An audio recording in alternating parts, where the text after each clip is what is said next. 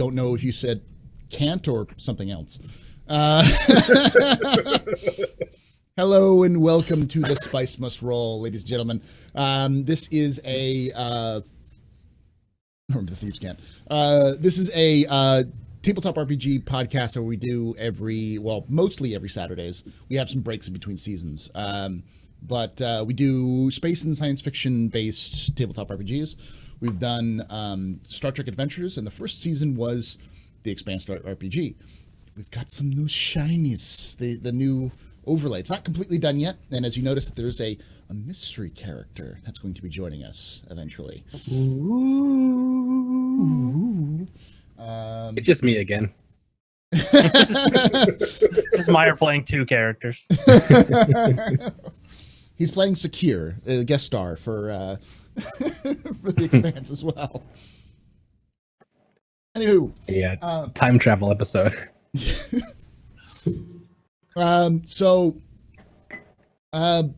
is kind of a recap episode, just kind of see where everybody is, and then next week we'll have the first episode of season 2.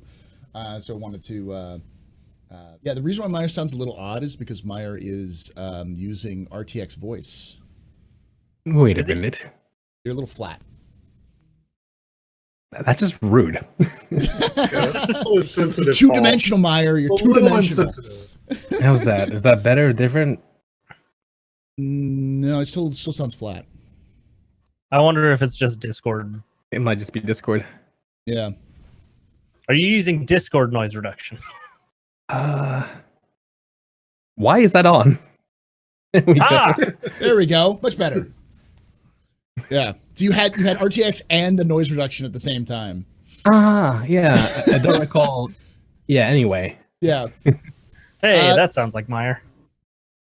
So, today it's more going to be kind of a recap. We're gonna review what the world of the Expanse is a little bit. We're gonna review a couple of the rules, just kind of do some rule discussion as well as thank God. kind of because I forgot it too. I was helping our new player set up his character, and he was like, "What about what happens when you get an injury?" I'm like, "Fortune." I think. Shit, Yeah, I'm gonna spend some time this week rereading the rule book. Yeah, remember that quick guide is still works pretty well.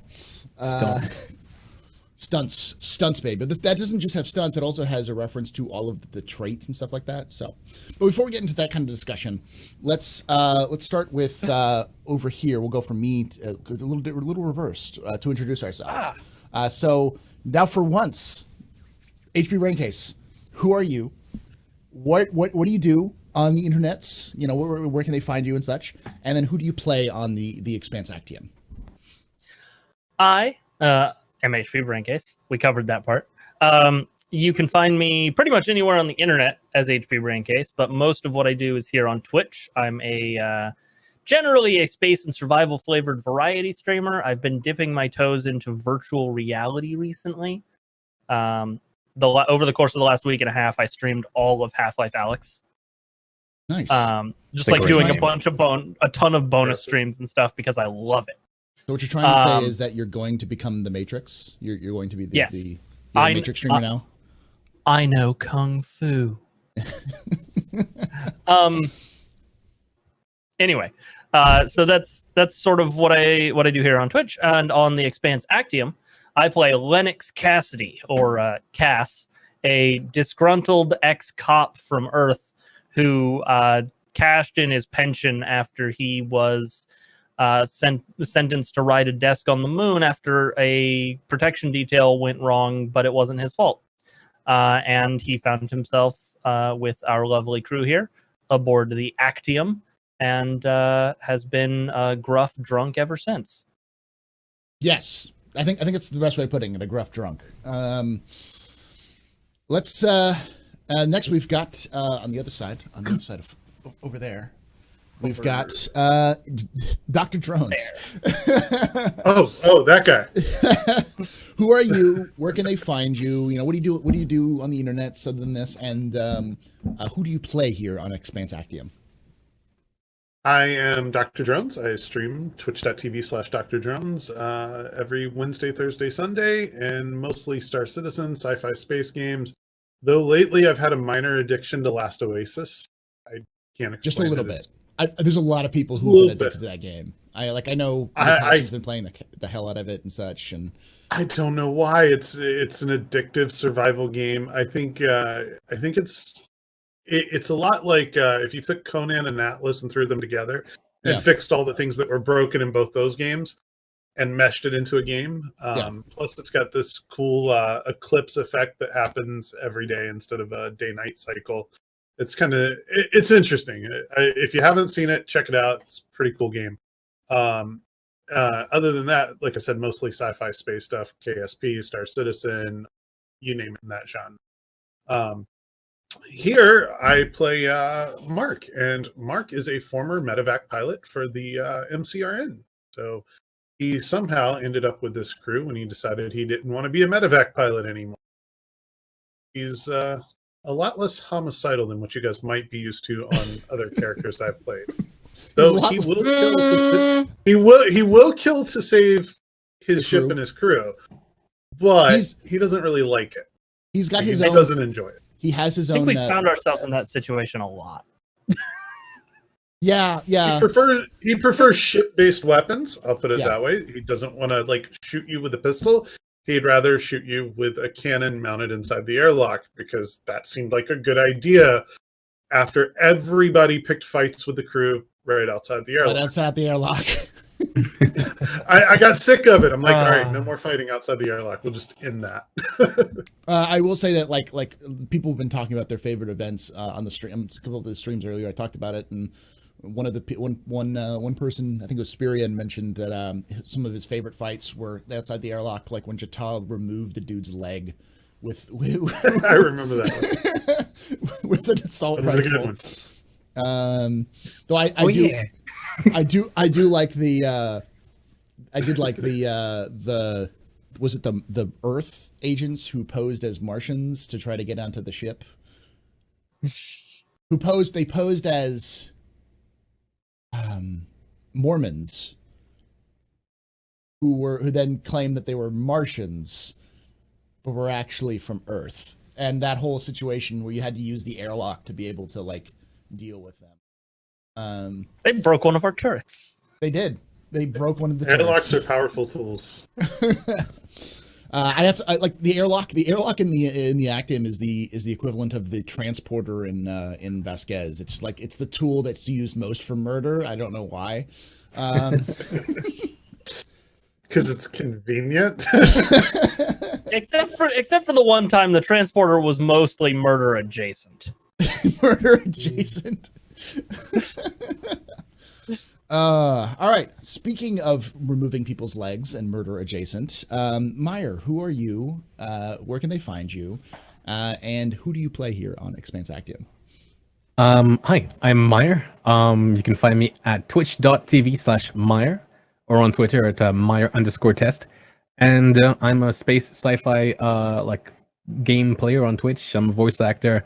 And who do I play on the Expanse? I play a belter called Jata Akan, and I have to kind of dial in his voice now because yes. And who is he?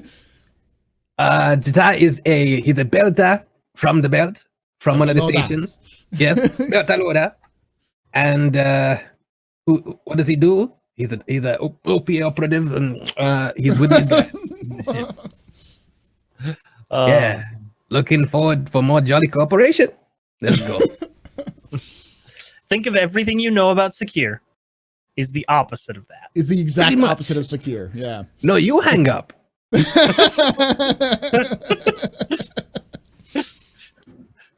No, Fred Johnston, you hang up. Next and last but not least, because our last character hasn't joined us yet. We have Buster the Destroyer. Buster, as she's finishing up her makeup. Who are you? Where can they find you? What do you do on the internets? And who do you play here on the Expanse? Well, first of all, I'm going to apologize ahead of time in case y'all hear my neighbors like knocking and buzzing stuff. I don't know what they're doing today, but they're building something. I hope they're building their gateway to hell and go there soon. Appropriate for a Martian. Yeah. Gateway But, to hell, doom, you know. But my name is Buster the Destroyer. Here on Twitch, you can find me as Buster the Destroyer. On Twitter and Instagram, it's Buster Destroyer. And I play Miss Sloan Maddox. She is the captain of the Actium. At first, and this is the funny thing about Sloan, is like in the beginning, I felt like she was just captain on paper, right? Mhm. But over time, she really became captain. She really filled into that role over time. I feel like at the beginning, she just kind of like, okay, fine, I'm captain, whatever, on paper, and like really relies on the rest of the crew. But she's gotten to the point toward the end where she really like became the captain.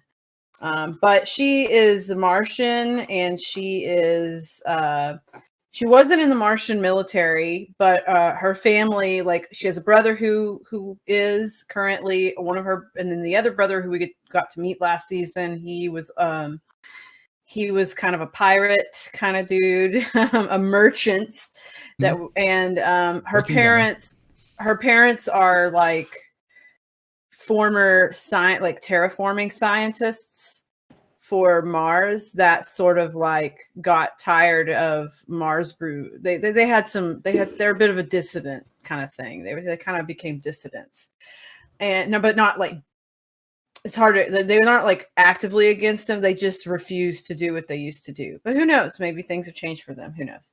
And yeah, Sloan is class, I think, is a fixer class, but she's just kind of one of those people that just can get stuff done. And I think her great goal in this universe is to sort of be what do you call it?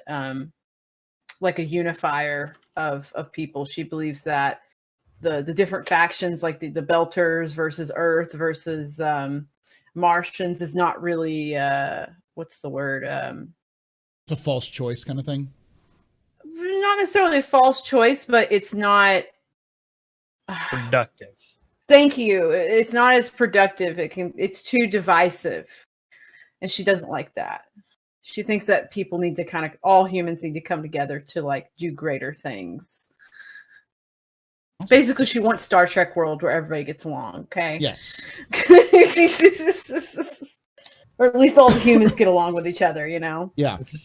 Well, I mean, right now there are only humans in the Expanse universe. There is the proto-molecule.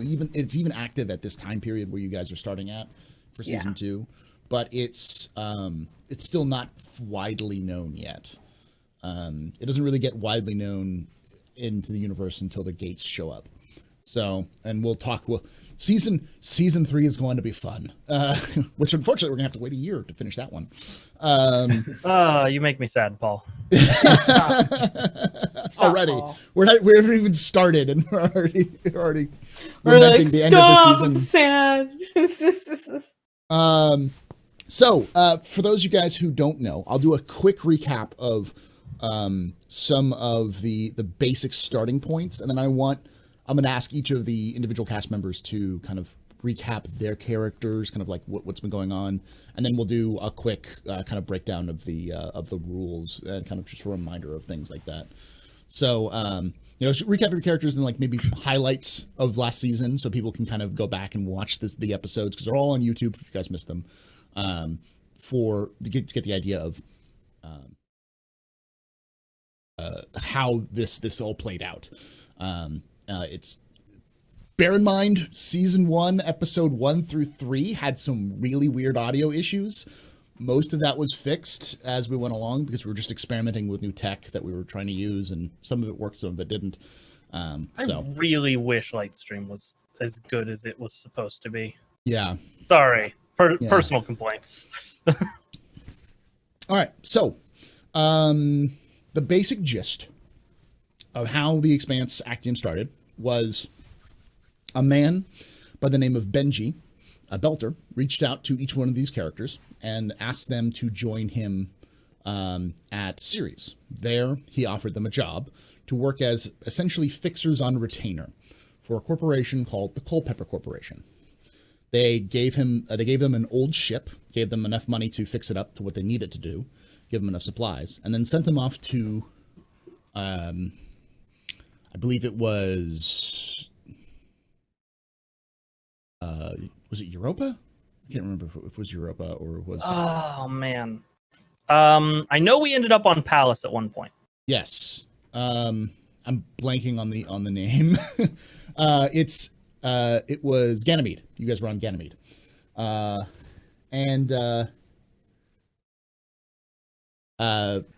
Ganymede.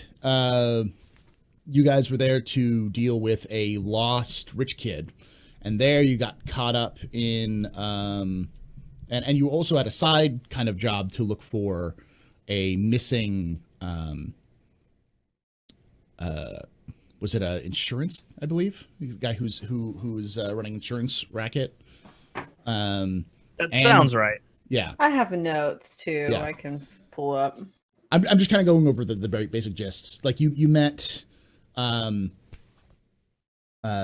security officer there who you helped out a little bit. You captured the guy who'd went AWOL from the insurance. Turning out it was an insurance scam that he was part of. You broke into a medical facility to steal pigs for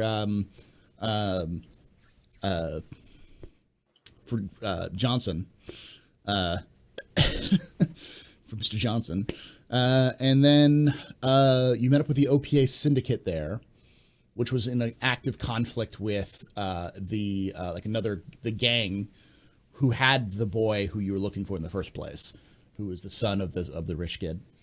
That was Pavari Moneta on Ganymede. Moneta, yeah. You killed the leader of the gang and got the boy back, and then left Ganymede back to Tycho. There you ended up meeting Mormons in a bar. Well, not a bar, it was a restaurant. But that's where probably one of our most famous quotes for Actium comes from. Mormon blessings be upon you. I wasn't even in that episode. Yeah. That's right. Oh my gosh, yeah. Because that was like Sloan said that because she didn't know what to say to those guys. So she's like, blessings be upon you. What do you say to Mormons? Is like, Mormon blessings be upon you as you were leaving, and everyone just lost their minds. Well, that happened, and then Jata did the same thing. He said the same thing at some point. So that was Jata said it later when you were talking about I think before the thing you were talking about like how he severed the guy's leg with the gun. Yes, that's what he said. That was when he said it later. Mormon blessings be upon you. Yep.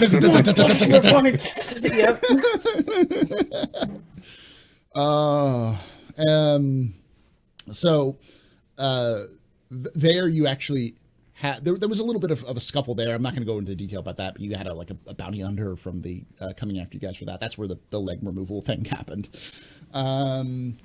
You were tasked with finding missing scientists. You eventually found that they were smuggled off of a commercial freighter. You got to the commercial freighter, you tracked it to an asteroid, you raided the asteroid, you rescued the scientists, you rescued all the scientists before the asteroid self-destructed.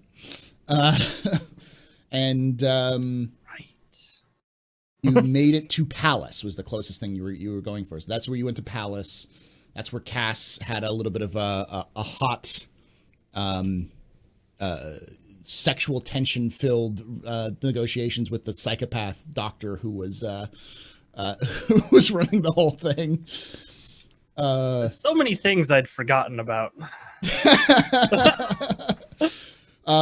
Then I think Jata got some missions there. That's when you found out that there was a bounty out for 2 Martian sailors who had went AWOL. With a bunch of Martian tech, and when you found out where they were, you discovered that the person who was helping them was none other than the brother of your captain Sloan, Brick, who's supposed to be a merchant. So you went to go find them. You found a derelict ship that eerie in the night. And on that ship, that derelict ship, you found Brick. Then the other ship, which had the Martian AWOL traders on it, showed up, and you had a exciting running battle with them to help Against Rick Captain get out of there. Benny. Captain Benny, that you ended up beating them so bad that the crew mutinied and like handed over the two traders to you guys. Gosh, there's a lot to go over, but you made it back to Tycho with supplies. You had some intrigue with the UN security, with UN intelligence. Found out what the UN intelligence thinks about you, and none of you liked it. Nope. I am not a megalomaniac. If you've been watching the latest season of Westworld, kind of like that. They're mostly right about Jita. Yep. Guilty. Gosh, what was Guilty as after that? charged, but that's not legally a confession. You ended up turning them over to Johnson, but Johnson wanted the two Martian traders, and so you ended up having to sign a contract with the OPA to work for a year without the OPA. Shucks. The rest of after that, the Benny sent you or Benji sent you your last mission, which was to go intercept a cargo ship and retrieve a package from that cargo ship, to disable it, board it, retrieve a package, and then bring it back on board and return it back. And you got there, things were going weird. She kept getting messages being like, don't trust him, don't trust him, don't trust him. So you decided not to attack the ship, but kind of wave them and figure out what's going on. You then proceeded to find out that the package you tried to retrieve was the son of the was the UN son, or the son of a UN diplomat that Cass had been charged to protect when everything went wrong and he got hurt. And that's when Cass got stuck with a desk job. Yeah. Basically, the source of all of Cass's pain in life. Yes. And then right when that happened, they figured out what's going on. A Martian destroyer showed up and was basically like, stand down or we're going to blow you up. So you guys were like, yeah, cool, we're going to stand down. And the freighter, which was not hauling legal cargo, decided to make a run for it. And both the destroyer sent off like a little boarding pod, and then they chased after the freighter. And when once the boarding pod got to you, an explosion happened, killing both the freighter and the destroyer, which then resolved into a rescue mission for Martian Marines and Martian sailors who were trapped on the wreckage, while also having to deal with a stealth ship that was hunting them, leaving us, eventually disabling it, boarding it, and capturing or killing most of the crew, leaving Cass in critical condition at the end of the episode, and a message that not only was this stealth ship sent from Culpeper Corporation, but it was sent specifically to kill you guys, to kill everyone there, and that Mars and Earth had just went to war over Ganymede. So, I got a question. Yeah. So, after the Ares blew up, the other pirate ship. Yeah. I know that Jita was hiding behind some panels, and then I wasn't able to make that final episode. So I have no idea what Jita is right now. Did you roleplay him, or is he still he's hiding? Because Okay. there's what I roleplayed him as is that Jita was dealing with the Martians in a different way, because he's like, oh, I don't want to be around Martian military. That's not a good word for me, Right. Because I figured Jita would not going to be like, hey, yo, I'm a belter on this ship of pirates with a bunch of Martian Marines. So he's been hiding in a box or in the walls for I feel like he eventually did, we did just kind of say he came out of hiding, because it was clear those Martians were just going to be stuck with us on the ship. Wait, I did? I wouldn't have done that. I think you talked to him at the end of the last episode to try to get him. I think Cass was the one who was like, "Dude, just come out." Like, what? Yeah, I think it was Cass that was like, "Dude, come on." But I don't think he came out because I think he still stayed down there. I don't think he did anything. So. I think the way I remember it, I don't know if that's how it went down. I was maybe going to, then the explosion happened, so I stayed. Yeah. Yeah, and Cass wouldn't have been able to tell him to come out after he was in critical condition, certainly. Yeah. I think he sent a message about coming out, but I remember him staying there, being like, nope. Kind of an ollie Oxenfree kind of message. Yeah. I will say that some of the members of the crew that you talked with, you did capture. The Marines did capture. Specifically, Cortez did captured them. You guys remember Cortez, right? Your Martian Marine and power armor buddy. The one that you all liked for some reason. Like, it was just weird, kind of like, yeah, cool. Cortez. Why do I have a feeling that's who the new character is? So. No, it's not. It's not Cortez. Okay.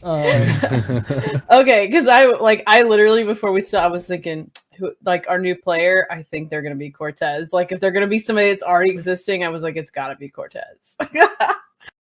I will say that the new character is part of the crew that was captured from the other ship. Now, I don't know if he was himself a captive or if he was a crew member on board. I think that's up to that player to decide, or for up to you to find out. But yeah, that's intrigue. So that's the basic gist of last season. There's a lot more depth that I didn't get into, but yeah, there's a lot more stuff. You should go watch season 1. It's on YouTube. The Spice Must Roll YouTube.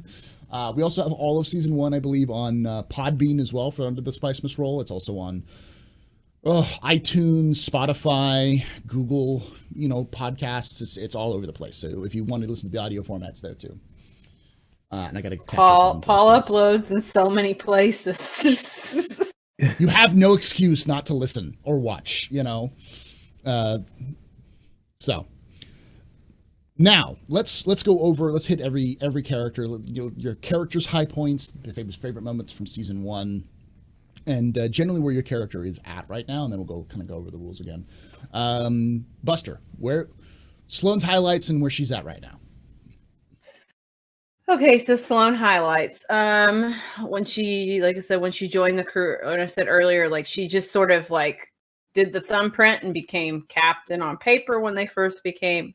And like I said, through the season, I felt like she really like grew into the role of captain. Oh my God, neighbors, stop. Is that a goose? It sounds like a goose. It's them using saws and stuff. Okay, they're doing stuff with their wood. Why are they sawing on goose? Untitled goose saw. Is that what they're making goose wood. But anyway, and then what else did she? Of course, there was like the episode where she shopped. She had the shopping episode. And listen, it wasn't just you. It wasn't just you who shopped. It was you and drones. It was all of you. Even Jata and yeah. Everybody did something. I shopped for booze. You stayed in the bar. She shopped for clothes, but then there was an episode where maybe it was the same one where she actually she basically got them food and supplies for a month for free because she had such a good charisma score. Oh, because you hit on the awkward guy in the bar or in the store. So yeah, well, yeah, I have seduce or something like that. I can't remember, but and then what else? But yeah, she cooks. She's generally the cook too. She'll cook for everybody. I'm just trying to think, and then it's just hard to remember everything. And then she did she did some other stuff too. She captained the ship, obviously. She was I remember she kind of had some really badass moments in those last few episodes. With like, cause let's start from the back and go like the front, the back of the episodes and go the other way. So she did toward the end of the thing. She was the one who she made the call when those Martians came in to like board their ship. The other ship did not power down as ordered and stay in place, and she immediately like made the order for us to power down. And I think that's like literally what saved us. Yeah. In the end, because the other ships got hit because they were powered up. Yeah. And that we figured out. And so the fact that they had been powered down was what saved them from dying. And then also she was the one who like called out that other captain, because like when like there was that situation you mentioned earlier where where there was like they had a fight with another ship, and she basically like hailed the other ship toward the end of that fight and said, are you done? And they were like, yeah. They mutinied against their cat. They were like, yeah. Yeah. Yeah, because you tried to negotiate being like, we just beat the shit out of you. We could keep killing you, or you could give up. And they were like, they were like pretty much a shot or two from death. And she was like, you done? Yeah. And then another thing was that when they dealt with her brother, oh my God, neighbors, stop. It just probably sounds like I'm farting or something. I will say it sounds more like a chair is squeaking is what I'm hearing. It sounds just okay, that's not too metal bad. Squeaking, so. But yeah, and then there was like with her brother, Totally like there funny. she had shut up, Meyer. But there was a situation in which like she had contacted her brother before her brother was really in the picture, because she wanted to ask her brother something about I don't remember what. Guys, it was so long ago, and one of the things I think that's difficult, and this is out of like what we're talking about. I think one of the things that's making it difficult for me to remember everything was because we did one like every other week. And then sometimes people would cancel, so we'd have like such space between episodes that it's like hard to like keep it compressed. That's why we moved to every week just for a small block of time. That because it sucks, but it makes it for like scheduling purposes. But it made it so that we could all carry the narrative more. Yeah. Yeah. Yeah, and that's really all I can think of. I mean, she like I said, overall, she just, like I said before, she just kind of went from being like a crew member to really being the captain, especially in the end, because she was very, very like she was giving orders, and she was like the last episode, she really like came into being a captain. So I think like overall, like as a character, she's really growing into the sort of person that I want her to be, and also that she wants to be. So that's really all I can think to say for her. This season, she's going to have a lot to unpack. She's going to have her Holden needing a coffee moments in this season. That's all I'm going to say.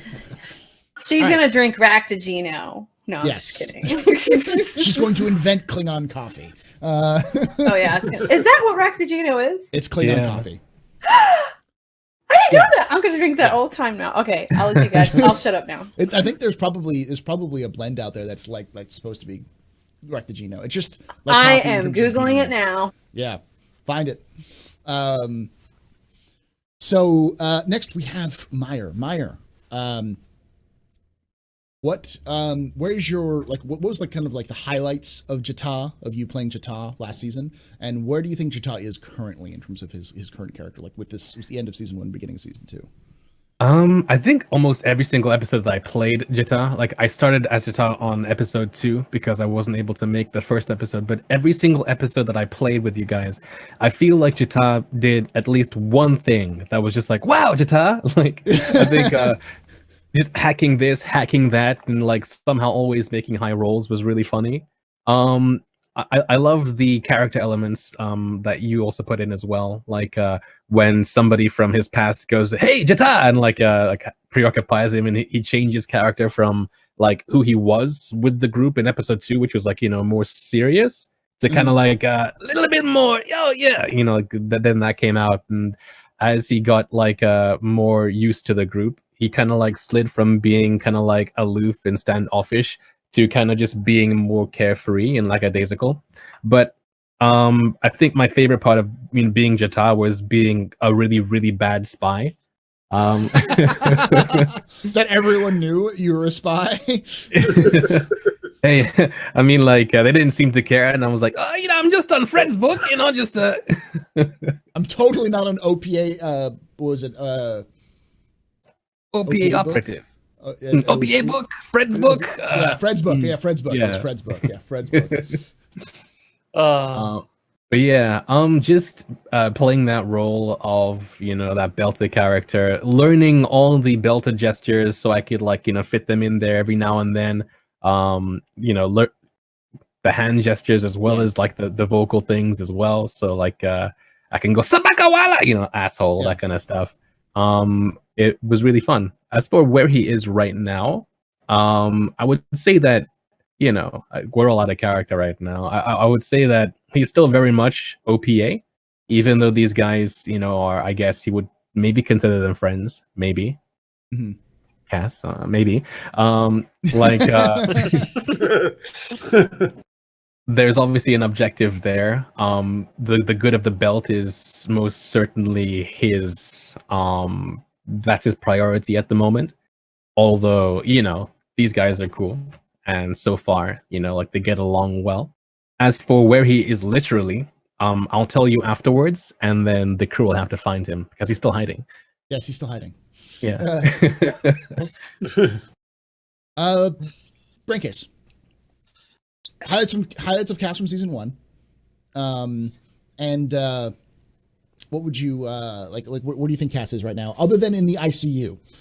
Yeah, because he's definitely in the ICU. Physically, Cass is in the ICU. That is the case. As far as highlights from season 1, Cass sort of came out of the gate as this badass gunslinger, and managed to get more guns. Specifically, like pistols akimbo. Sort of thing going on. That being said, he also was very much. I don't know how if it came across so much in the series, but Cass went out into space to join these freelance mercenary sort of jobs, expecting to die pretty quick. It was. He was at a real low point, and he pushes everybody away. He gets real drunk all the time. He doesn't handle 0G well. It looks better upside down, though.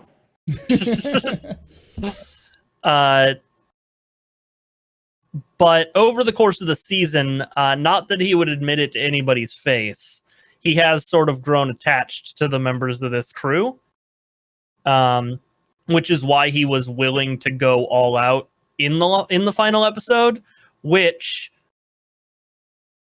in that sweet sense of dramatic irony, resulted in him almost dying. So I'm pretty sure that early on in this season, Cass is going to have sort of a come to Jesus moment where he's going to have to decide whether or not he's actually out here to die. Especially now that, on top of all of that, he did also find out that his own government has basically written him off as a lost cause. So it's he's got these things to balance. He's got this family unit that he's sort of put together, but also he's got that damn rich kid on his ship. Yeah. And also has to sort of still contend with the emotions of his past. Also, it doesn't really come across, but he's kind of independently wealthy. Yes, he's become incredibly wealthy because of all of his assets were cashed in, and then over time because they paid you so well, because Culpepper didn't expect you to cash any of those checks. Between you and Jata, I think Jata is actually one of the wealthier people on the ship as well, because he's I'm a humble information. Yeah, the whole sort of thing with Cass was when he left Earth, he cashed in his pension, So at the start of the game, I had like 3 times the wealth that everybody else had. And But you've been acquiring more and more as you've been doing more and more missions. So he doesn't buy anything. Booze. I'm gonna start making you. He buys booze. I'm gonna start making you roll for booze. You know, because you're gonna start buying the top level Ganymede whiskey. You know, the good shit. Roll for self-control. See which one you buy. But yeah, that's sort of where Cass is at emotionally, and again, physically, he's hooked up to an auto dock in the ICU. Yeah, trying to put all of his blood back in. And Drones, I'm sure Mark, I'm sure is desperately trying to save his life right now. Desperately. Yeah, I don't know if desperately is the word. It's trying, sure, but but I don't know if desperately. Just trying. Speaking of Mark, where some highlights from Mark from season 1, and where do you think Mark is like at this point between season 1 and season 2? Well, so Mark actually has noticed this about Cass, that he's basically on a suicide, and Mark kind of feels that way about most of the crew, that like we're taking all these jobs and we're getting into all these fights, and you know, Mark's not the type to like run headfirst into a fight like everyone else is, right? He's the getaway driver, stays on the ship, gets us out of there. Some of the highlights have been literally spending most of his money on upgrading the ship to keep us all alive. He bought you guys torpedo tubes personally. He personally spent money to install torpedo tubes on the Actium. I didn't ask for them. It saved your life several times. Yeah, I was about to say that's kept us alive, as well as guns in the airlock, because that was necessary and has come in handy on a couple of occasions. I think I did get 1 kill with one of those guns, I believe. I think almost every single gun should have like a little notch by it for how many people they've individually taken out. Yeah, I would say if you put that on your gun, Jata, it would be nothing but notches, because you've just swept everything with those machine guns. Oops. Yeah, you'd have no gun left. It'd be all notch. I think Cass's my golden guns gun would be like just be scratches. Yeah. I actually think Sloane has killed more people than you have with her gun. With her shotgun, which she's completely untrained with, she has killed more people.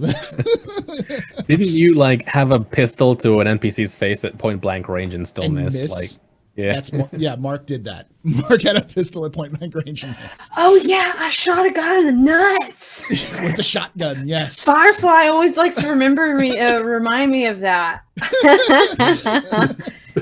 I remember him being in the chat, being like, "Oh my god." That's what we're going to do, Paul. We're going to put notches on the airlock doors of how many people have died. You start putting images of like belters or earthers or Martians you've killed, and just like in rows of how many died. Yep. I think some of the highlights would be the leapfrog maneuver over another ship to get the jump on a target. I think that was a nice touch. And then I don't know, dragging other ships through debris has been a lot of fun. Because apparently that's effective as all hell. Okay, season 4, episode 1. I'm just saying, somebody in the effects team watched our goddamn show, because it quite literally was what you guys did. Like that fight in season 4, episode 1 was what happened in the first fight you guys had with pirates, and they were attacking pirates as well. I watched that episode. I was like, wait a minute. Wait a second. I know that maneuver. That maneuver is very familiar. So, but yeah, Mark genuinely thinks most of these guys are crazy suicidal. He thinks Jata is probably the least suicidal of them all. No idea how to explain that. What? I could be suicidal. Try me. I didn't say you weren't crazy. I said you're not suicidal. I'm just as good as the rest of these guys. But yeah, he's just trying to keep them alive because they help keep him alive and make money. So that's the plan. Personally, like kind of all of this crew, you guys have gelled a lot better as a crew over time. Sloan has become much more of a captain, and Cass is kind of like a second in command at this point. Go ahead. I was just gonna say, I remembered one other highlight from season 1 that isn't really a Cass highlight, but Cass was there. Yeah. Which is just Sledge. Yep. You killed him. God damn it, Sledge. I was gonna bring that up. The massacre in the hotel room where you literally just kick down the door and then beat someone to death with it. That was not the intention. You used to take him out, and he was like, "Cool, murder." You're like, just knock him out. That led to another really cool Jata moment, didn't it? Like with the I had to Security basically cameras? security cameras. I had to do some video editing and stuff, and then Sloan comes out of nowhere to like put on the finishing touches, and we have like this deep fake thing of like two totally different people getting in trouble for Sledge's like sledging. Yeah. Because then he had to murder the security guard, didn't he? After he killed he just killed everybody. He just murdered everyone with that sledgehammer. He was. I'd say those are some of my favorite highlights. Are Mark being like, "I activate the airlock gun." Jata going, "Can I do short burst?" Or fully automatic or long burst. It's long burst. It's Jata going long burst or hacking. The ship battles have always been kind of weak because Jata's basically just been like, oh no, I'm doing e-warfare. Oh, look at me. I am 15 levels higher than any other person, any other NPC you could ever build in e-warfare. He's just like sitting there with like one hand, just like pressing a button. He just has like an e-warfare like, oh yeah, sure, Captain. Here you it's go. just the drinking bird from that episode of The Simpsons. Yeah, it just hits Jata that. in. Oh God. Sloan coming out as a captain and having to deal with her brother being a pirate was fantastic. Because I remember correctly, Brick's first words were "Don't tell mom." Yeah, at one point she even contacted her parents to be like, hey, like she didn't say anything. I just remember like she was trying to like find him or something, and she like contacted their parents and stuff like that. But yeah, he's like, don't tell mom. Let's see. I'm trying to think of what else. And she told him not to betray her, or she would tell mom.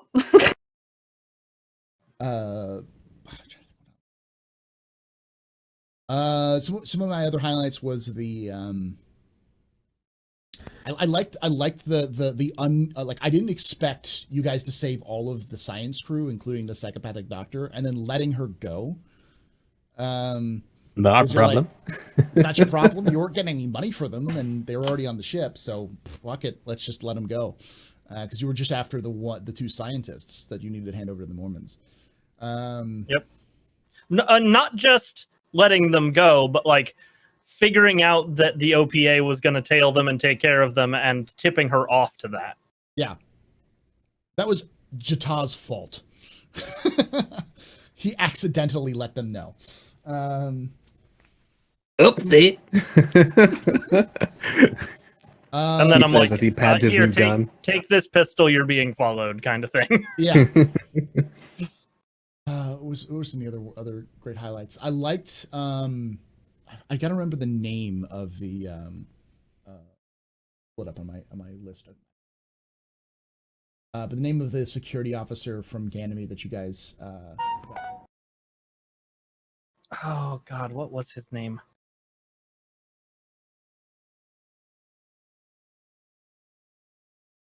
Officer.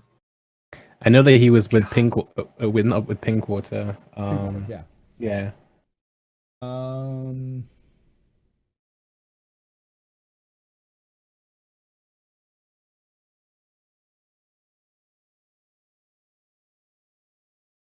It's really annoying. I have a whole list of contacts, but for some reason his name is empty, but like his faction and where he is all there. Yeah. He was wait, is it not on the Star Helix guy, or is he's it not Pinkwater? Helix. He's Pinkwater. Okay, all right. I have it here. He was Wendell, Officer Wendell. Right. Yeah. The Martian Wendell on Ganymede. I liked that you guys basically formed a bond with him, and then nothing really came of it. Like, there's a lot of like loose ends that I'm interested in pulling back for season 2 to kind of like reintroduce. Favardi Moneta was a pretty interesting, I think, like character. Oh yeah, that was a good moment from episode 2. Like when I guess episode 1, like Jata was just kind of doing his own thing, like locked in his room. Episode 2, when I was playing with him, and like I hacked into that crate because apparently I made the code, and then then they came through, and I was like, I'm not with those guys. and then Buster was like, your character's gonna die. They're going to kill you. That was a fun moment. Let's see what else was there. I liked your interaction with Cortez, even though I just kind of invented him on the fly, and you guys seemed like him and the other officer, whom I have forgotten the name of. You guys remember him? You probably have him in your notes there, Buster. The lieutenant that was on the Martian ship that was coming over to.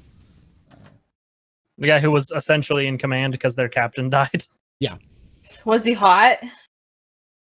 If there are any Martians there, I wanna do them. I told you before I even started playing games with you like this. I said, Paul, I'm gonna ask you all the time. Yeah, are they hot? If I remember correctly, he was very stern and very handsome, but not hot. The kind of like looks good in a uniform, probably looks like a schleb out of uniform. Yeah, but that's still hot. Hot's objective. As long as he stays in uniform. As long as he stays in uniform.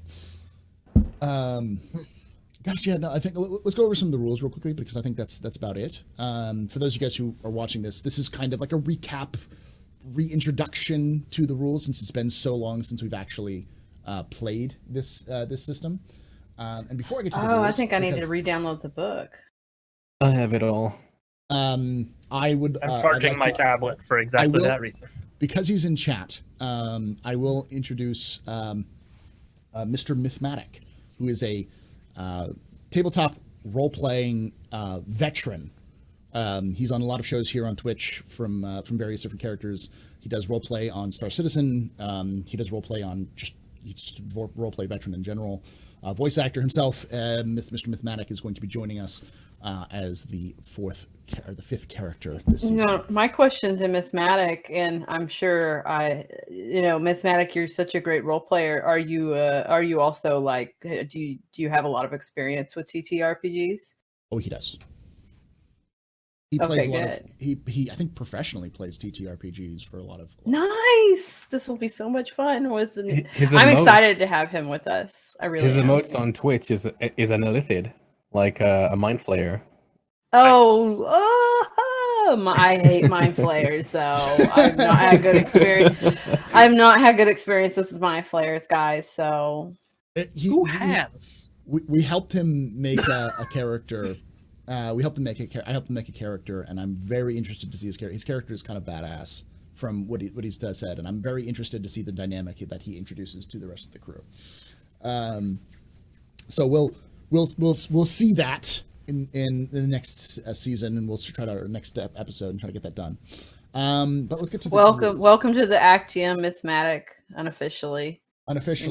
You're not in character. Not in character. Out of character. Welcome to it, but not quite in character yet. I'm excited. We'll see if he fits in the mold of everyone's trying to kill themselves. Apparently, according to hey, Cass is getting better. He's lying on an ICU bed. Hold on. I will be the judge of whether or not Cass is getting better. I didn't say Cass is getting physically healthier. I'm saying he's getting better. Cass craves death less. Yeah. Drones, roll for reroll. Fair If you fail, then Cass is more. For those of you who don't know, this is a age system. So it uses the modern age system for tabletop role playing. They've done a bunch of other things with the age system. It's the official. They did the official Game of Thrones tabletop. They've also done the official Dragon Age tabletop, uses the age system. Okay. So modern age, and this is the official Expanse system using age. Now, age, the best way to explain age is it's like Dungeons and Dragons, but simple. It's really easy to pick up. So if you ever thought like, oh, it's the D&D is super complicated, getting fantasy age, you can pretty much do anything you wanted to in D&D, but it's a lot easier. And we'll explain that when we get to like stunts, because stunts, they in fantasy age they replace stunts with magic, but it's the same thing. So the key with age, especially with modern age, is that there is no classes. None of these guys are classes at all. It's based off of several different setups. So when you first create your character, which is character creation, origin, or you come up with your own concept, then you come up with your abilities. You roll your ability scores, which are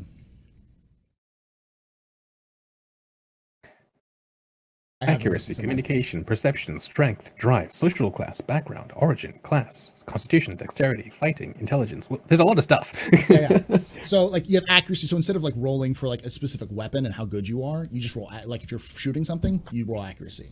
If you're punching somebody in the face, you roll fighting. That kind of thing. If you're trying to talk to someone, you roll communication. Then they have several sub skills under that. So like communication, deception. So if you're trying to deceive somebody and you don't have deception, you can use regular communication, but it'll be a lot harder to get that person to deceive that person unless you have deception. So it's more of like the skills are based off of your abilities and how good your abilities are. So it's a lot less. It kind of rolls all that system into one. Then you have the origin. So in the Expanse, you have 3 origins. You can either be a Martian, a Belter, or an Earther. Martians do not suffer as much from high Gs and don't have a huge difficulties to free fall. So they're kind of like the middle class, a middle origin. Then you've got Earthers who have a disadvantage to free fall, or they have a harder time dealing with free fall, but they have a easier time with gravity. And then Belters have like free fall is perfect, is a standard. They all get the ability free fall, so that they have like advantages to like moving in 0G. But they also take massive penalties for going at high G. If they're in high G, they take like fatigue and a bunch of other stuff. So then you have your background, a series of backgrounds and stuff like that you can choose from. You have various classes, outsider, lower class, middle class, upper class, and then each of them have their own specific background, like academic or bohemian. Like I think Sloane's background is bohemian, for instance, and they all give you different perks. You can either roll them or choose them. It's pretty much up to you. Then you've got professions, which is essentially what your character did. Notice there's no classes. These are all just because like you could be like a background thief and a profession pilot, and then you're a getaway driver or something like that. There's a lot of flexibility to that. So like I think like Jata's background was being in like more an outsider, but his profession was actually soldier. I believe. My background's military, my profession's soldier. Yeah. But he took a lot of things that focused him on more like hacking than just pure soldier. So he had a lot more abilities for like accuracy and like with rifles and such. And then you have drive, which is like essentially it gives you some personal some benefits, but you also take a downside. I'm referring back to Sloane, because Sloane's the best character I know in terms of the drives and everything like that. Was like Sloane's like drive is trying to unify people, but the downside is that she's also a zealot. Like she doesn't see the other way of not unifying people. Yeah, she's a little got a little bit of tunnel vision. Yeah. When it comes to that. I just realized that I need to update my drive because I hadn't really written one. Have you seen my drive, Paul? I haven't. But I know that they can change. That's the thing. It's like if you like every level, you can decide you can change your drive to something else because of that. Then we have then you have your secondary abilities, your speed, defense, toughness, and your fortune. Then last you have your goals and ties. Like what are your character's goals overall? And then what are their ties to other things? Like Jatal is a member of the OPA. Cass was a member of the UN security. So they all have their own kind of individual ties, which makes roleplay a little bit easier, or like their decisions to do what they want to do, as well as like some of that other stuff.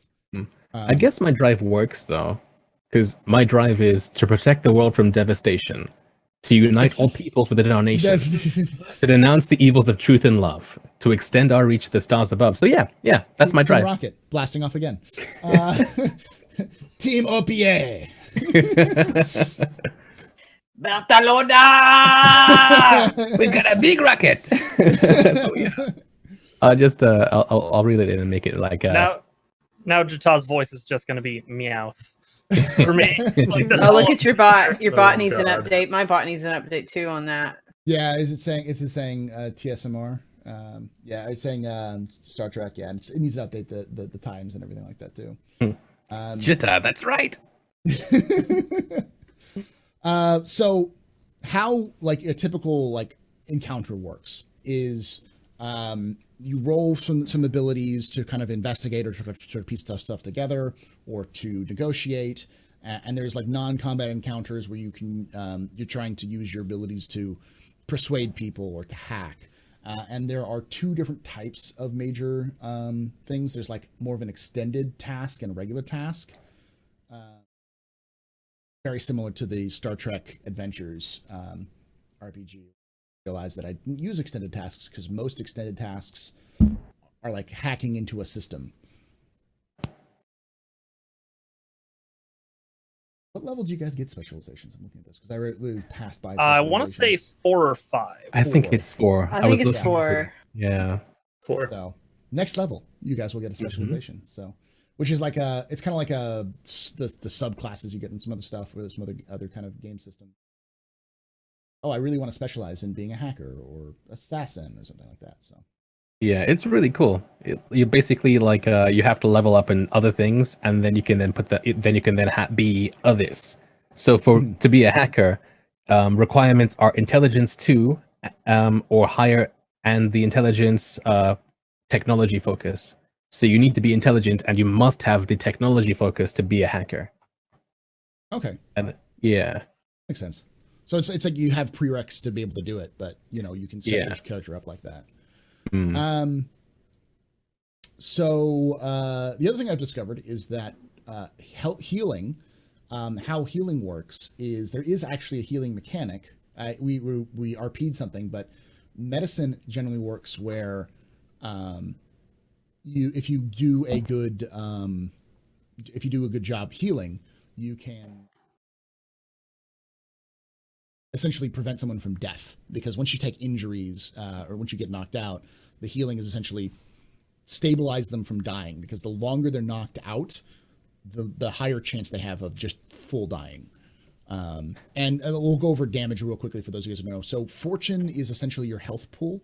Fortune is something that's cool because it's not really a health pool. It's more like Fortune and Drake's Fortune, I think is what it was. It's very similar to that. Where like it's like it counts as like, oh, you spend a fortune points, like you get shot for 2 damage. It's literal plot armor. yeah. And you basically spend 2 fortune to prevent you from getting hit. So instead of it hitting you, it goes like bounces off your armor, or it just grazes you.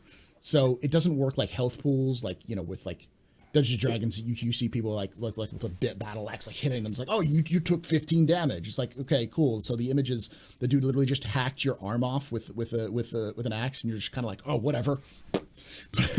like just blood splattering everywhere. if you watch The Expanse, a good example of that would be like when they're in the starship battle and the piece of debris whizzes right by Naomi's face instead of hitting her in the helmet.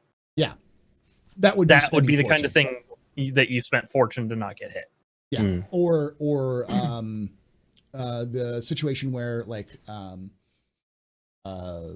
well, I guess we'll use stunts as an example. You can also spend fortune for stunts. You can spend fortune to literally prevent someone from hitting you. You can spend fortune to also to prevent or to make sure you hit somebody else, changing a dice to a different level. Sorry, you can spend fortune to change your dice. Stunts you need stunt points for, which you get by rolling doubles. Yes, I was going to talk about stunts later. Just okay. Brain. Yeah, I'm just making sure that we're not like confusing people. But so you can use stunts to use attacks, but you can use fortune points to give you stunt points though. By changing your dice. Changing your dice. So to allow that to happen. So there's a lot of things you can use fortune for other than health, but if you use them, they're gone, and you can only regain them after during an intermission or during the long rest periods. Essentially, you don't even get them during like your fortune. I think you gain one fortune back or a couple fortune back every time you rest, but you can only get all of your fortune points back after like an interlude. Yeah, so like between. Yeah, it's or by you getting a stunt that does it. It does it for but you. That's its own sort of. That's an entirely roll for hope you get it kind of thing. There's a combat feature that nobody ever used, I think, but it's kind of cool. Like you're talking about fortune and death and that kind of stuff. You can choose to roll over and go, I'm down, and then like the enemy can then choose to not kill you. It's down to their discretion instead of just dying altogether. Same for us actually. Like if we take an enemy out, it's our choice whether or not they're dead. Right. Whoever landed the killing blow, which is the only reason Cass is still alive. Yep. And let's see what's the other one. But how damage works in general is that once you're out of fortune, you can also you take your toughness or armor will then absorb. So unlike other systems where armor is prevents you from getting hit, in this system it's similar again to Star Trek Adventures where your toughness absorbs the damage. So if you have a armor of 8, like I think Jatah's armor is like 8 because he's got medium Martian Marine armor. I can double check. That means that someone can hit him easily, like if he because it's based off of their scores. It's 4, but it's 4 plus your toughness. My toughness is 5, so my armor's Your armor's 9. I just found Wendell in my notes. So your armor is 9. So if they hit you, they have to do at least 10 points of damage when you don't have fortune in order to do any damage. Which is easier than it sounds. It does, but it's because like I'm toughness 7, armor 12 or armor 4. I mean, yeah. So yeah, but you also got a crossfire with 3 people shooting at you with one person with assault rifles and 2 people with assault rifle and 2 people with pistols. Yeah, you did that scene from the Expanse season 4 where Ashford like goes backwards through the airlock, but instead of you being a badass, you got killed by 3 people. That about sums it up. You did that scene from the Expanse, but instead of being a badass, you were horribly murdered. What should have happened? What actually happened? Yeah. So once you're out of fortune and once you've taken damage, then you have to roll to soak. And if you have to roll to soak, you get an injury, then a wound, and then taken out. And I always get injury and wounds mixed up, but I'm pretty sure that it's injury, wound, and taken out. Yeah. So if an injury, you get a -1 to everything you do. A wound, you get a -2 to everything you do. And taken out, you are dying, essentially. Or it's dying or taken out. You can choose to be taken out instead. But it's called dying in the rules. Now, This also, this is going to sound, we're kind of going over just kind of a quick glance of a lot of this stuff. So hopefully just to kind of remind the cast and remind you guys how this works. I'll be posting this on YouTube so that people kind of get an idea as well, because that's a lot of people who watch the show are new to the Expanse system. And they're like, oh, cool, this is the only Expanse RPG that's being broadcast that we can find. So I wanted to create also a nice little primer for some of you guys, so you guys get it. Now this also comes to the coolest part of the age system, specifically with the Expanse, which is stunts. Now, in the age system, you roll 3d6. 2d6 is just normal dice, and the third die is called the drama die. And the drama die determines how many points you get. So if your first two dice are like 1, snake eyes. You get snake eyes, and then you get a 6. The 2 rolls count as, they say, okay, you have earned drama die. And your drama die is the equivalent to whatever that 6 is. So even though you'd roll a total an 8, if that was a successful hit in an attack, then you get an additional 6 drama die to do what you want with. And those drama die... I'd like to reduce the churn. Reduce the churn is one of the popular ones. We'll talk about churn in a second. Those drama die are points you can spend on stunts. Now, the unique thing about the points is that once your turn is over, those points are gone. So you spend them if you have them. So, you in a situation where, like, for instance, Chata was dealing with the bounty hunter. He had rolled some extra stunt points, so he decided to do Long Burst, which is under gun stunts. You make a second attack against the same target or a different one within 5 meters of the first and take a -2 to this attack, but gain a +2 to damage a roll if you hit. Then you have to immediately check ammo against capacity afterwards, which essentially means that you run out of, if you failed that check, he would run out of ammo. So you have to take a turn to reload, which is I think instead of moving, you'd have to do that.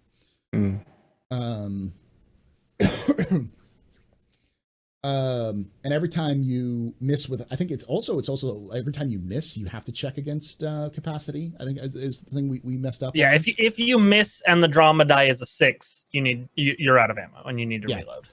That's that didn't that was always in the back of my mind. It never came up. Yeah, it never came up, but it does never miss. But if you missed, you didn't always have a drama die of 6. So so they don't have like ammo counts. You just are essentially Doom guy with infinite ammo in the Expanse. But it makes more sense in terms of, like, it helps the flow of roleplay. So you don't have to go, I have to track how many bullets I've been using and all that kind of stuff, because that gets more complicated. Like I said, age system is super simplified D&D. So a lot of the systems are just like, is it fun? Does it make sense? Does it help the roleplay? If it doesn't, throw it out. We'll pave it over with more simpler mechanics. And that's why these stunts come in. They kind of take the place of like magic and, skills and unique things that you'd have to do with classes. Everyone can do these as long as they have an automatic weapon or something else like that. So a good example of this is if you watch The Expanse in season 3, when Draper is taking on the molecule monster, when she's like on the ground and like being she's because she hasn't gotten to season 3 yet. When she's on the ground and looks like she's about to die, and like the thing's on top of her, she was able to there we go. Yeah, I'll do this when I'm done, Buster. Okay. She like essentially like manages to like her arm up and shoots the thing in the face. That would be the equivalent of like she rolled a stunt point to attack, and so she was able to like overwhelm and then just do a full auto into the thing's face rather than just like dying.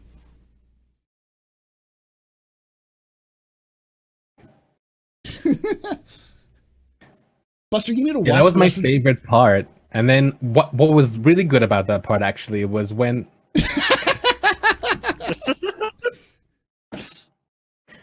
you can put it back on. You're good. Myers just being a dick. That's all. Myers just role playing Jata. Yeah. That's my excuse from now on. I'm not a dick. I'm just role playing. A good example of like a social stunt being used is like Miller when he's in season 1 when they're escaping Phoebe. With Miller on board when he's like when they're with the other security officers. Is it Phoebe and it's Eros when they're on Eros, and like they put on the armor of the guys, and they're trying to stir up like. He comes up and he's like these Inyas do all these things, blood on the wall, Bratnas, and he gets them to like try to fight each other. That would be like a social stunt, in the Expanse. So that would him kind of trying to actually. I think there is actually a stunt for that.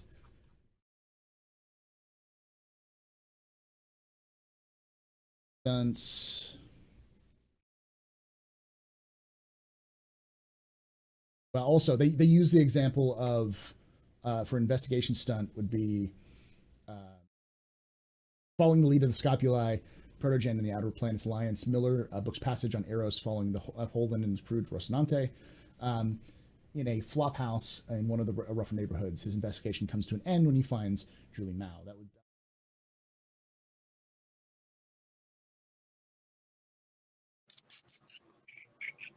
Okay, attitude stunt. That would be an attitude stunt, like. Read the room, would that be? The GM reveals a current attitude or intention or mood or indicator of one of the characters present. So that would have been like in this term, it would have been like he used read the room when he's trying to figure out what's going on. He could tell instantly that the Belters and the security corp from Earth were not getting along. So the local security and these Earth mercs were mirth. They were kind of mirthful. Heads. They're mirthful. So he was able to meddle, which is just a 5-point stud.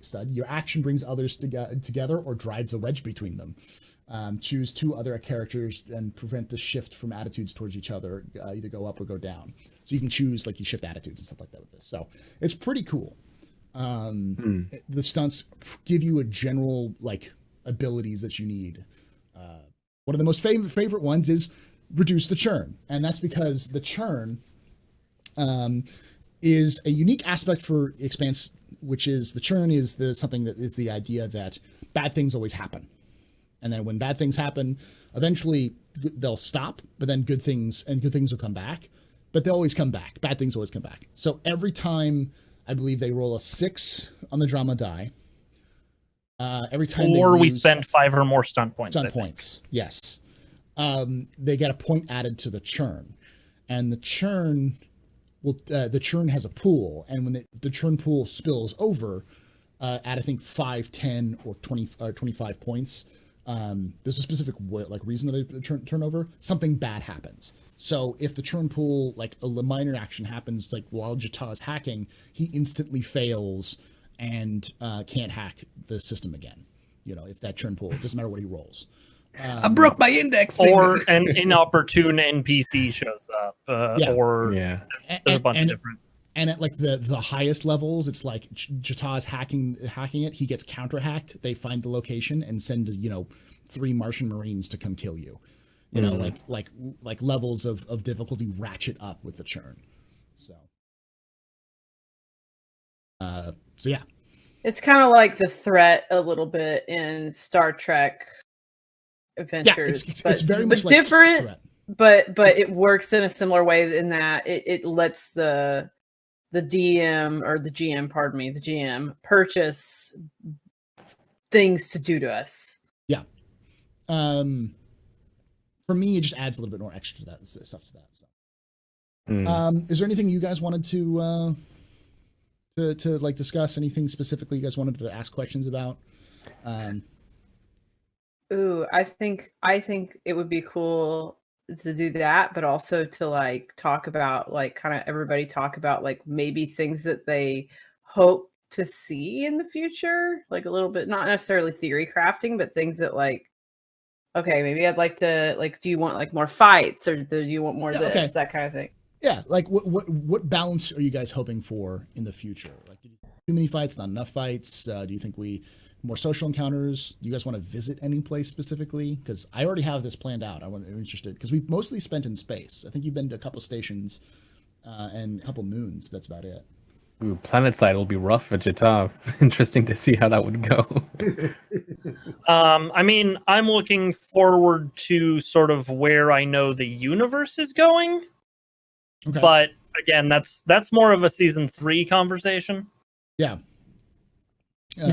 For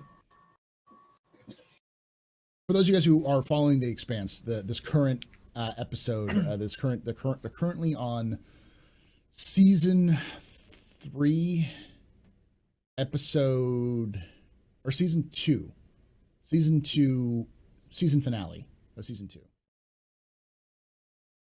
Yes, because Ganymede just happened. Ganymede just happened. So yeah, it was season finale of season 2 is what they're at. So middle of book 3.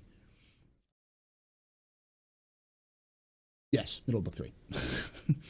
Because then season 3 through episode 5 is the kind of middle passage. You didn't have to like put your ears off. We're just trying to tell you. You just need to watch the show timeline wise. Yeah, I know. I will probably do that over this next week. Actually, is catch up to like the end of season 2 then, because I'm like 2 episodes into I'm just so slow with that one. It's some of the best TV. I know. It was just when we were first playing it, Ever. I wanted to like not watch it because I kind of wanted it to be like, oh, I don't know what's going on. Yeah. But now I'm like, now I know exactly where we are, so I can be like, okay, I can go to here. yeah. Right. You can go up to season 3, episode 5 or 6, like the end of that arc. Okay, because I don't want to go like honestly like because like some like Star Trek, there's like way too much to know, right? Yeah. And like, I even did that with Star Trek. Like I'm literally watching DS9. That's where we were. Yeah. And so now it's like I want to make sure I get to the point where we leave, and I kind of want some of it to be like surprising to me. But as far as like talking about like what we kind of want to see this season, like I definitely like I've always liked our balance of social encounters and like physical like rah encounters. Mhm. But and that's a big thing for me as a player is like I've told you before, Paul, is like I am not a person who likes combat all the time. I hate campaigns, D&D or otherwise, where it's like, oh, let's go kill a dragon today. Okay, now let's go kill the bigger dragon. Now let's go kill, like I hate that. I hate, and so I've always enjoyed, that's like I think one of Paul's greatest strengths as a GM is he knows how to balance the encounters really well in different ways. And so I really just hope to see, like, honestly, I just want to know more about everybody else, because I feel like somebody like Sloane, like I had so much backstory that involved with her brothers that we were able to get that in last season. So I really look forward to seeing how like your characters and their possible background, like at the end we got Cass a little bit, right? Because that kid. And so it was like, ooh, something like that has to do with Cass's past is in. So I'm really looking forward to seeing more with Mark and Jita. And of course, I'm very much looking forward to see Mythematic's character and how he comes into play as well. So I'm just looking for more background on the others coming into play. I have an idea of inserting Mythematic's background. There is one episode, I'll say this, one episode of this season, which entirely deals with Mark's background. And then it's an entire episode that has to deal with Mark's background. Yay! I'm super excited. And it will also I think Sloane's favorite person on the crew is probably Mark, because he's the most reasonable. He's not offended. Because we're Martians. Duh. All Martians are totally reasonable. There's also that episode will also deal with dealing with Gunner as well. It's a Martian centered episode. I'm so excited. Yay, Gunner. That's her other brother, for those of you who don't know. That's her brother in the Martian military. Yeah. Brother from the same mother. And then there's a story thread that deals with the kid and Cass and his relationship with the UN. There's a couple of strings that I'm gonna pull on Myers, on Jata's character, with some of his past coming back to haunt him. Wait, I don't have a past. None of us have a past. We just started at episode 0. Yeah. That was it. We just existed at episode 0. But yeah, no, I've got this full thing planned. It takes you all over the system, and I will say that it involves I basically modified the one adventure campaign that they already have, which came out recently. It's a great if you're looking to get into this game, they have an adventure path, which I believe is.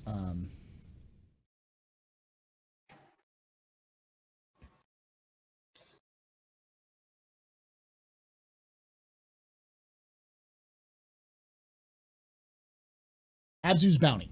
Abzu's Bounty is what it's called. Abzu's Bounty is a great. It takes you all over the system. It's heavily expansive and it's very expansive in its writing.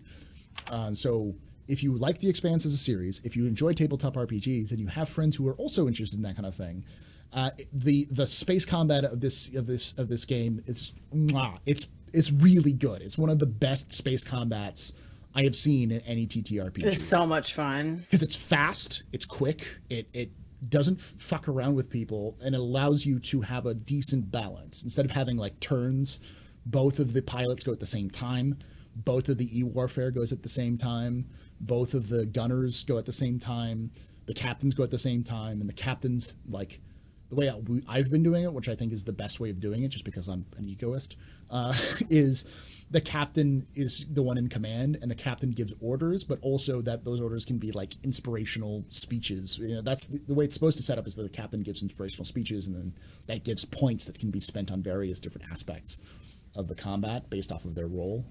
But it also worked really well that Sloan was like literally directing, like, keep going, keep them at this distance, fire everything we got, or like lead them into this debris field, using her skills and such like that. So it's really fun. It was probably my favorite part of it, and I want to do more of it because you only had 2 chances to do it in like a 13 episode run. But those 2 times we did it, we did not play around. You destroyed. Like the first time you struggled a little bit. I think you didn't even take a hit. I think you took a glancing blow. The second time you destroyed them in like 3 rounds. You nuked that stealth ship to death. All right. Let's see. And is there anything else you guys want to talk about? Anything you want to bring up? Because otherwise, I think that's kind of it. What I had planned. Nothing here. No. No, yeah, I think we pretty well covered season 1. Yeah.